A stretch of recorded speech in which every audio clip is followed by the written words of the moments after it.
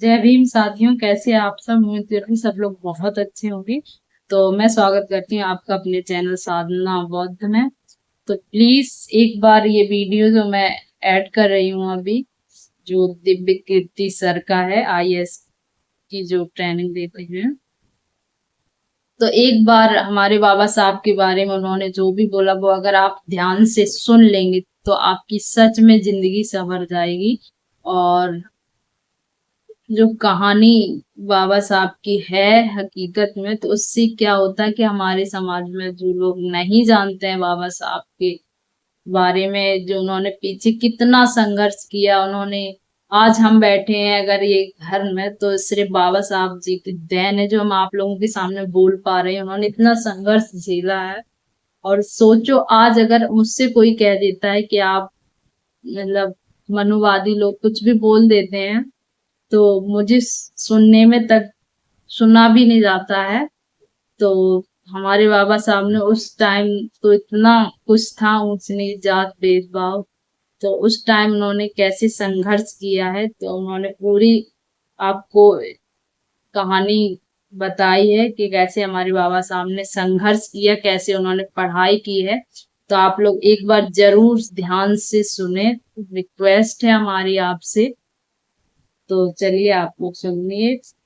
एक बच्चा है, अपने घर से दरी लेके आता है, क्लास के अंत में जहाँ जूते चप्पल रखे उसके पास में बिछाता है, बैठता है, बाद में लेके जाता है। उसके साथ कोई खाना भी नहीं खाता है, उसको पानी पीने की अनुमति नहीं है। आपने ये सब नहीं झेला होगा, उस बच्चे का सोचिए। जो उसको दूर से पानी देगा तो वो पिएगा। देश के इतिहास में पहली बार लड़कियों की पढ़ाई लिखाई की व्यवस्था की। आज ये जो बच्चियां बैठी हैं, तो आज अब घर के अंदर चौका कर रही होती, चूल्हा चौका कर रही होती, और यहां तक कहा कि तुम्हारे पैर में जूते हो ना हो, हाथ में किताब होनी चाहिए। मैं देखता हूं कि हमारे समाज में बहुत लोग उनका विरोध करते हैं। उनको लगता है कि ये दलितों का नेता है, ये हिंदू धर्म के बहुत खिलाफ था, ये बहुत नाराज रहता था। लेकिन उन्होंने उन परिस्थितियों को, उस बैकग्राउंड को देखा नहीं जो आज मैं आपसे डिस्कस करूंगा। आपने सुना होगा जरूर, नहीं सुना तो बात सुन लीजिए और फिर तुलना कीजिए कि आज आप जहां हैं क्यों वहां हैं। अगर अंबेडकर साहब ना होते या ज्योतिबा फुले ना होते, उसके 500 साल पहले कबीरदास ना होते, उसके 2000 साल पहले बुद्ध ना होते, तो दरअसल हम वहां नहीं होते जहां जब बैठे। क्या उन्होंने क्या झेला अंबेडकर जी ने? जब वो 6 साल के हुए, यहीं पैदा हुए, यही उनका घर है, मुझे बताया गया इसी घर में उनका जन्म हुआ। आप लोग कितने सौभाग्यशाली हैं कि आप यहाँ आते हैं। मैं तो पहली बार जीवन में आया हूँ। तो जब वो पैदा हुए इसी जगह है, क्योंकि उनका सौभाग्य था कि वो एक सूबेदार के बेटे थे, इसी सेना में काम करने वाले। वो जिस समाज में थे, उस समाज के बच्चे स्कूल में नहीं पढ़ते थे, उनको पढ़ने की अनुमति नहीं थी। पर क्योंकि वो सूबेदार के बेटे थे, और सूबेदार एक कमीशन पद होता है सेना में, बड़ा पद होता है, तो इतना हो गया कि उनको स्कूल जाने का मौका मिल गया। पर उनकी माँ को, आदरणीय भीमाबाई जी को अच्छे से पता था कि जब बच्चा स्कूल जाएगा तो इसके साथ बहुत बुरा बर्ताव होगा, जिसको आपकी भाषा में बुलिंग कहते हैं, आजकल के बच्चों की भाषा में बुलिंग कहते हैं। उसका खतरा था। और माताओं को, पिताओं को बहुत चिंता होती है कि हमारे बच्चे के साथ स्कूल में ज्यादती ना हो, बदतमीजी ना हो। कल को आप भी पेरेंट्स बनेंगे, आप भी इस दर्द से गुजरेंगे। ऐसे कई बच्चे होते हैं, कोई फिजिकली उतना ठीक नहीं है, कोई मेंटली उतना ठीक नहीं है। जब वो स्कूल जाते हैं बच्चे, एक तो पहले वो पीड़ित है, उसके बाद स्कूल के बाकी बच्चे उनका मजाक बनाते हैं, चिढ़ाते हैं। पेरेंट्स को इतना दर्द होता है इस बात से, लेकिन क्या करें। तो उनकी माता जी ने, भीमाबाई जी ने कहा कि देख बेटा, स्कूल जा रहा है, पहले ही समझा रही हूं, बहुत बुरे अनुभव होंगे, लड़ना मत, झगड़ना मत, विद्रोह करके छोड़ मत देना, क्योंकि पढ़ाई करोगे वो अकेला रास्ता है कि कुछ बड़ा कर पाओगे जीवन में, वरना कोई दूसरा रास्ता नहीं है। इस बात को उस छोटे से बच्चे ने मन में बिठा लिया। वो स्कूल गया। उस स्कूल में पहली बार कोई ऐसा बच्चा आया था जो समाज के अछूत कहे जाने वाले समुदाय का हिस्सा था। जो बाकी बच्चे थे बुरे नहीं थे, पर वो भी अपने अपने घर से सीख रहे थे, अपने समाज से सीख रहे थे। उनको ये पता था कि ऐसे बच्चों के साथ नहीं बैठना है, दूर रहना है। तो व्यवस्था हुई कि वो स्कूल में क्लास के सबसे अंत में, जहां सारे बच्चों के जूते चप्पल रखे हैं, उसके पड़ोस में एक दरी छोटी सी बिछा के बैठेंगे, और दरी भी खुद लेके आएंगे ताकि स्कूल में कोई और व्यक्ति अपवित्र ना हो। अब सोच के देखिए, इमेजिन कीजिए उस बच्चे की हालत कि एक बच्चा है, अपने घर से दरी लेके आता है, क्लास के अंत में जहां जूते चप्पल रखे उसके पास में बिछाता है, बैठता है, बाद में लेके जाता है। उसके साथ कोई खाना भी नहीं खाता है, तो वो दीवार की तरफ चेहरा करके अपना भोजन करता है जो घर से लेके आया था। उसको पानी पीने की अनुमति नहीं है। आपने ये सब नहीं झेला होगा। उस बच्चे का सोचिए, ये आज से केवल और केवल 110 साल पहले की बात मैं कर रहा हूँ, बहुत पुरानी बात नहीं है, 115 साल पहले की बात। उस बच्चे को पानी पीना है और स्कूल में पानी की एक ही व्यवस्था है कि जो पानी का नल है या घड़ा है उसे वो नहीं छू सकता। तो एक चपरासी है जो उसको दूर से पानी देगा तो वो पिएगा, वो घड़ा नहीं छू सकता है। और ये बात कोई और नहीं कह रहा है, डॉक्टर अंबेडकर ने खुद अपनी आत्मकथा लिखी है। वो उस समय छप नहीं पाई थी, छपी 1990 के आसपास है। अंग्रेजी में उस आत्मकथा के कुल 6 अध्याय हैं। उसका नाम है वेटिंग फॉर ए वीजा, ये उन्हीं की पुस्तक है। उसमें केवल 6 अध्याय हैं, जिनमें से 4 अध्यायों में उन्होंने अपने अनुभव बताए हैं और 2 में बाकियों के अनुभव बताए हैं। और जो पहला अनुभव है वो यही अनुभव है। इतने बुरे अनुभवों से गुजरने के बाद इस व्यक्ति को गुस्सा क्यों नहीं आएगा? इस व्यक्ति के अंदर नफरत पैदा क्यों नहीं होती? ऐसा ही था 1848 में ज्योतिराव फुले के साथ। फुले अंग्रेजी माध्यम से पढ़े हुए व्यक्ति थे और जब पढ़ाई खत्म हुई उनकी 1847 में, 1848 में उनके एक मित्र ने, जो कि उच्च जाति का था, कहा कि मेरी शादी है तो मेरी शादी में आना। इनको भी लगा ठीक है चलता हूं, उसी शादी में चले गए। उस शादी में वो गए और दूल्हे के माता पिता ने जैसे ही देखा कि एक अवर्ण व्यक्ति विवाह में आ गया है, इतना खराब से उनको लताड़ा, इतना अपमान किया।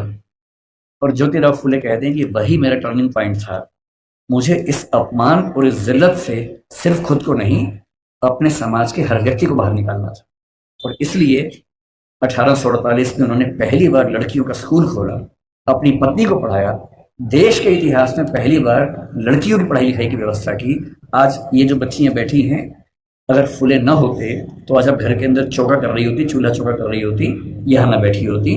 इसलिए जिन व्यक्तियों की वजह से हम अच्छा जीवन जी रहे हैं उनके प्रति कृतज्ञ होना हमारा धर्म है, हमारी जिम्मेदारी बनती है। इतनी खराब परिस्थितियों के बाद जो व्यक्ति इतना आगे बढ़ा, उसने देश के लिए क्या क्या किया, हल्का सा अंदाजा ये भी आपको। उनके जीवन का उससे बड़ा पक्ष जो मेरी नजर में है वो महिलाओं के बारे में। आपको अंदाजा नहीं होगा शायद, जब भारत का संविधान बना उन्होंने बहुत जिद की, और ये बात 1935-36 से ही शुरू हो गई थी, आजादी की बात तक चलती रही, कि महिलाओं को बराबरी मिलनी चाहिए और महिलाओं को बराबरी देने के लिए यूनिफॉर्म सिविल कोड का आना बहुत जरूरी था, जिसको आजकल हम बोलते हैं समान नागरिक संहिता। ये यूनिफॉर्म सिविल कोड आज सरकार कह रही है कि हम लेके आएंगे। ये जिद जिस व्यक्ति की थी वो डॉक्टर अंबेडकर थे। उनको पता था कि जब तक सामाजिक कानून सभी धर्मों में पुरुष और महिला के लिए बराबर नहीं होंगे तब तक महिलाएं आगे नहीं बढ़ सकती हैं। और उन्होंने कहा था, मैं किसी समाज की प्रगति का अनुमान इस बात से करता हूं कि वहां महिलाओं की हालत कैसी है। अगर महिलाएं पढ़ी लिखी नहीं है, वो घर के अंदर बंद है, तो समाज कैसे प्रगति करेगा? वो नेहरू जी से लड़ गए। जिस सरकार में वो कानून मंत्री थे 1946 से 51 के बीच का जो दौर था, उन्होंने नेहरू जी से, जो प्रधानमंत्री थे, खूब झगड़ा किया कि यूनिफॉर्म सिविल कोड आप लेके आइए। उस समय नेहरू जी का मानना यह था कि 1951 के पहले आम चुनाव होने के बाद, जनता से विश्वास लेने के बाद मैं लेके आऊंगा। और अंबेडकर साहब ने नाराज होकर इस मुद्दे पर देश के कानून मंत्री के पद से इस्तीफा दिया और एक भाषण दिया जिसमें कहा कि नेहरू जी ने अपने वायदे को निभाया नहीं है और महिलाओं की बराबरी के लिए जो प्रयास करना चाहिए वो प्रयास कर नहीं रहे। और फिर 1956 में उनकी मृत्यु होने से 1 साल पहले, 1.5 साल पहले, जो हिंदू कोड बिल था, Hindu code bill uniform civil code का एक बड़ा हिस्सा था जो हिंदू समाज के बारे में था, उसको 4 कानूनों के रूप में नेहरू जी ने पारित करवाया, जिसमें से एक हिंदू मैरिज एक्ट है, एक हिंदू सक्सेशन एक्ट है। और यदि आज हिंदू समाज की महिलाओं को वो सारे अधिकार मिल पाए हैं जो हिंदू पुरुषों को मिलते हैं, तो उसके पीछे जिम्मेदार सबसे बड़ा यदि कोई एक व्यक्ति है तो वो डॉक्टर अंबेडकर है। इसलिए भारत की महिलाओं को, आप जिस भी धर्म को मानते हो, मुस्लिम समाज पर यूनिफॉर्म सिविल कोड उस समय लागू नहीं करवा पाए वो, अब शायद वो भी होगा। और किसी भी समाज हो, हिंदू समाज हो, मुस्लिम समाज हो, कोई भी समाज, यदि उस समाज की महिलाओं के साथ बराबरी नहीं है तो राज्य की जिम्मेदारी बनती है कि वो कानून बनाकर बराबरी लाए। और ये विचार मुख्य रूप से अंबेडकर जी का ही था, जिसकी वजह से आज हम यहाँ खड़े। तो सभी साथियों ने सुन लिया होगा ये वीडियो, तो आप लोगों ने क्या सीखा प्लीज़ ज़रूर बताएं।